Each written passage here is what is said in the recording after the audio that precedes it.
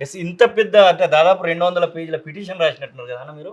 ఈ కేవలము ఒకటే పదాన్ని చెప్తా ఉన్నారు. హిమాంషు 36 ఎకరాలని చెప్తా ఉన్నారు. ఇంత పెద్ద పిటిషన్ ఏముందసలు? అంటే దానిలో పిటిషన్‌లో 200 పేజీలు ఏముంటాయంటే అనుకున్నట్టుంది. పిటిషన్‌లో ఉంటది. ఇలా దానికి కావాల్సిన ఆధారాలు ఇస్తాం. యెస్. ఇప్పుడు ఇదంతా కూడా సేల్ డీల్లు. అవును. సేల్ డీల్ సేల్ డీల్లు, ధరణి, హ్మ్. ఆయన పేరు మీద వచ్చిన పాస్‌బుక్ ఓకే.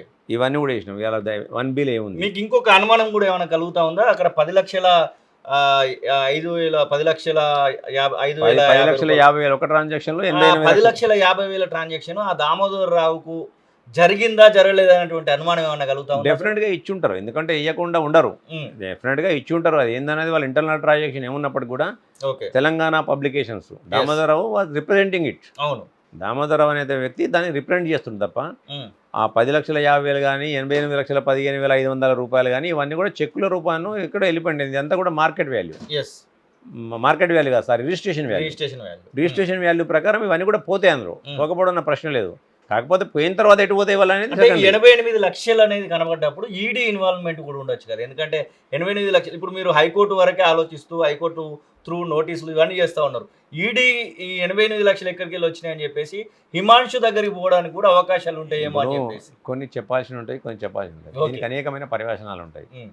ఇప్పుడు నేను కూడా అనేక కోణాల్లో ఆలోచిస్తాను. యెస్. ఎంతవరకు ఇది చట్టంలో ఇది చట్టానికి లోబడి ఉంటుంది, అవును. చట్టానికి మనం ఇది చేసినంత ఒక ఆరోపణ చేసినంత మాత్రం నిలబడాలి. యెస్. నేను ఫోన్ ట్యాంపింగ్ విషయంలో హ్మ్. నేను ఒక కంప్లైంట్ ఇవ్వడం కాన్ఫిడెంట్ జరిగింది. చెప్పారు. ఆ! కంప్లైంట్ ఇవ్వడం జరిగింది. హ్మ్. కంప్లైంట్ ఇచ్చినప్పుడు ఏం చేసిండ్రు, నేను అందుకని చట్టానికి లోబడి ఉండాలని ఉద్దేశించి నాకు అనుమానం ఉంది, నా అనుమానాన్ని నివృత్తి చేయండి, నా యెస్. ఫోన్ ట్యాప్ అయినట్టుందని చెప్పిన నేను. హ్మ్. చెప్పగానే కేటీఆర్ గారు ఏం చేసిండ్రు, నాకు కనీసం ఇంగిత జ్ఞానం లేకుండా, హ్మ్. సరే నేను ఎవరిని ఏమన్నాను, ఎందుకంటే నేను అడ్వకేట్ నా దగ్గరికి వచ్చినప్పుడు కూడా నేను ఇవ్వడానికి ప్రయత్నం చేస్తాను. అవును. కనీసం ఇంగిత జ్ఞానం లేకుండా అది నా ప్రాథమిక హక్కు. హ్మ్. నా అనుమానాన్ని మీద జరిగినటువంటి దాడిని నాకు అనుమానంగా ఉంది, నా ఫోన్ను హ్మ్. ట్యాపింగ్ చేసినట్టు దాన్ని మీరు నివృత్తి చేయండి అని ఇవ్వడం నా ప్రాథమిక హక్కు. అది అవును. నాకున్న హక్కును కూడా నువ్వు ఏ విధంగా మాట్లాడినావంటే నీకు హక్కు లేదు, నువ్వు ఏం చేస్తున్నావు, నా మీద ఎదురుదాడి చేస్తున్నావు అని చెప్పి నేను నా నా ప్రతిష్టకు భంగం కలిగిందని చెప్పి నాకు పరువు నష్టం దావా కింద నోటీస్ ఇవ్వడం జరిగింది. యెస్. అంటే నీకు పరువు ఉంటేనేమో వైరు ఉంటుండే, నీకు కాదని అంటే నీకు పరువు నీకు ఉంటుంది. ఏం పరువు అందరికీ తెలుసు తెలంగాణ ప్రజలకు. నీకున్న పరువు ఏందనేది తెలంగాణ ప్రజలందరికీ ఏ విధంగా నీ పరువు తీసినా కూడా తెలంగాణ ప్రజలు ఇలా చూస్తుండే వాళ్ళ. నాకు పరువు నష్టం నేను దానికి నోటీస్ తిరిగి మళ్ళీ నేను జవాబు ఇవ్వడం జరిగింది. నా మీద ఇన్ని కోట్లకి వేస్తా, అన్ని కోట్లకి వేస్తా, ఎగిరేరి పడ్డాడు, కళ్ళు తాగిన కొద్దిగా కళ్ళు తాగిన కొద్దిగా ఎగిరేడి పడ్డాడు. ఏమైంది ఇవాళ నేను తిరిగి నోటీస్ ఇవ్వడం జరిగింది. ఇవాళ ఇచ్చిన తర్వాత అక్కడనే పడిపోయింది.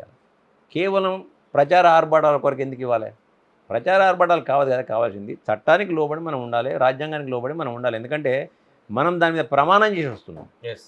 దాని మీద ప్రమాణం చేసి వచ్చినప్పుడు రాజ్యాంగాన్ని గౌరవించాల్సిన బాధ్యత మన పైన ఉంటుంది. అలా ప్రజలందరూ కూడా మనల్ని గమనిస్తారు. ఒకసారి కాకుండా ఒకసారి వాళ్ళు సమయం వచ్చినప్పుడు వాళ్ళ యొక్క తీర్పు అనేది ఇస్తుంది. ఇచ్చింది కూడా నీకు. అవును. ఇవాళ నువ్వు అనేకమైన ఉత్తర ప్రగల్భాలు కొట్టినావు.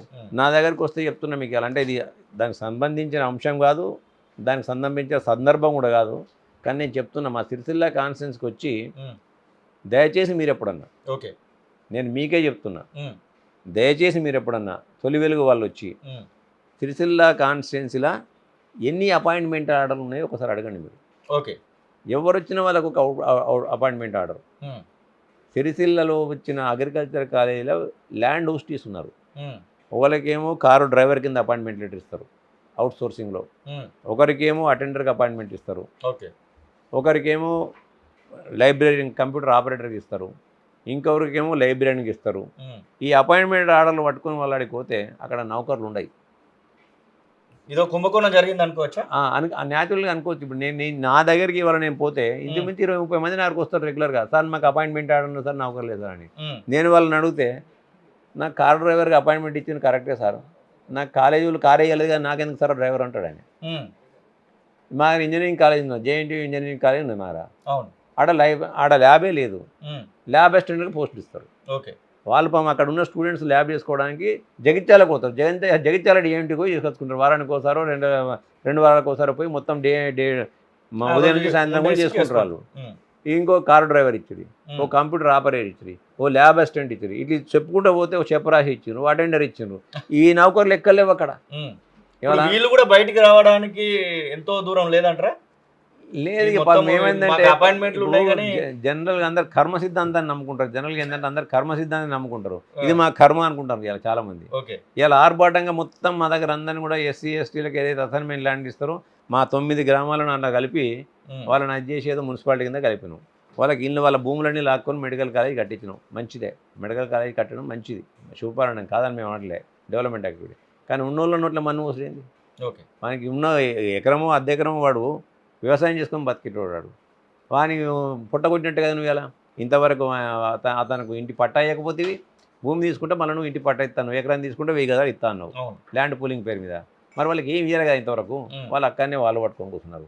ఇట్లా చిత్ర విచిత్రమైన అన్నీ కూడా మా సిరిసిల్ల కాన్స్టిట్యూన్సీలో అవుపడతాయి. ఇవాళ చెక్ డ్యాములు కట్టినవి, ఇవాళ ఒక్క చెక్ డ్యాములో నీళ్లు నిలువై చెక్ డ్యామ్ కూలిపోయి ఉంటుంది. అది అంత ఎంతసేపు దోసుకున్నాడు, ఎక్కలేని విధంగా అకృత్యాలు మా దగ్గరనే అవపడతాయి. ఇలా నేరళ్ళ గడ్డని మీ అందరికీ కూడా తెలుసు, ఇసుక అక్రమ రవాణాలో.